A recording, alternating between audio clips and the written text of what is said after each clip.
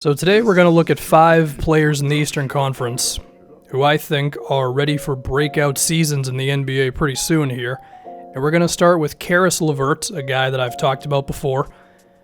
He's 6'7", around 200 pounds for the Nets, and to me, when you look at his playmaking potential, I think there's a lot there. He got up to about 4.5 assists a game for the Nets this previous season, and given that D'Angelo Russell, Spencer Dinwiddie were the two guys doing most of the dribbling, and the fact that the overall talent on this Nets team isn't the best, I think that's still pretty impressive for a dude who's 23 years old to make these kind of passes. And this type of player right here I think is interesting, where he recognizes that the help defense is a little late getting to Quincy Acey and he throws a bullet pass to him. Or here how he gets it to Dante Cunningham in the exact moment to where Kelly Olynyk is off balance. But I think he also could be pretty good at just getting to the rim. Now his handle does need to improve, but given his size and where it's at right now, on top of him having some craftiness from around, let's say like 10 feet or so, I think we could expect him to, one, just get a lot of baskets inside, but probably get to the free throw line quite a bit as well.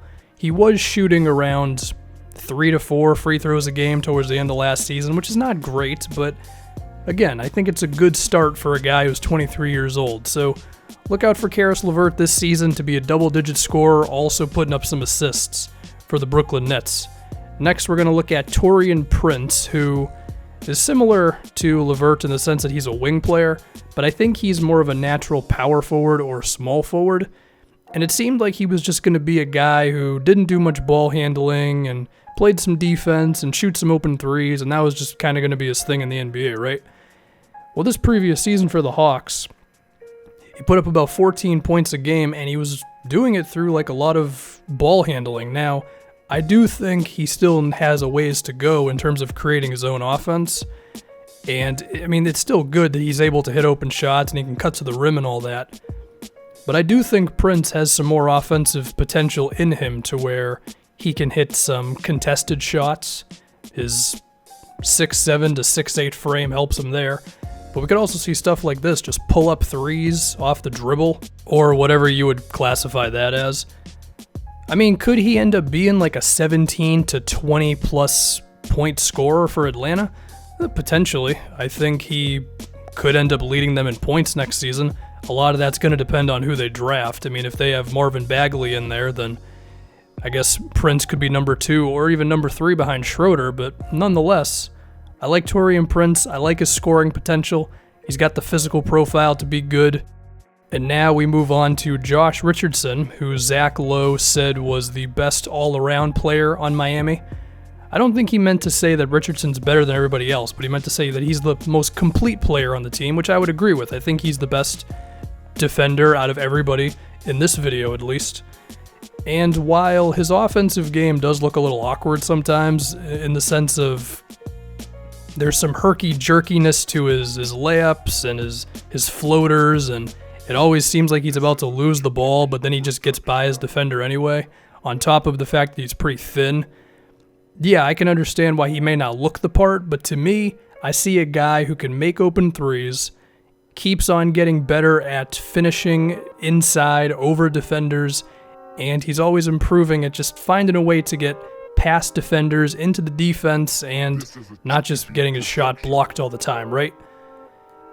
And I think in Miami's system, we should see him improving, because Spoelstra likes to make sure that everybody's touching the ball and there's a lot of side-to-side movement and forcing switches and all that good stuff. Could Richardson end up being a 15-plus point scorer who's making threes, scoring inside, and still being a really good defender? Yeah, I think that's possible. I hope it's possible that Miles Turner starts making three-pointers, because that's the one thing that I always talk about with him. And if you've watched my channel for a while, then you're not surprised that Turner's in here, because I think very highly of this guy's potential, and I thought we were going to see him explode into this big-time scorer for them this year, but then it seems like Victor Oladipo took over that role. The thing with Turner is he's such a good shooter from mid-range that I'm a little surprised that he hasn't stretched it out to 3 just yet. Now, maybe some of that is he's just more comfortable from mid, and maybe Nate McMillan doesn't want him shooting threes, which I would be very disappointed if that was the case. But whatever it may be, the dude's just still floating around at 12 to 15 points a game a lot of the time. Now, I do think he has some Al Horford in him, where his impact goes deeper than just his box score stats. I mean, the dude does still give you spacing, and he forces the opposing team to make some tough decisions about who's going to defend him and the center they should play and all that. But I still see his potential as a guy who can score at the rim, hopefully shoot from three one day, and I'm just thinking he's got to be able to score more points than he's been able to up to this point, you know? And then finally, number 5, Luke Kennard, another player who I won't shut up about. I know he's not Donovan Mitchell. He's never going to be Donovan Mitchell.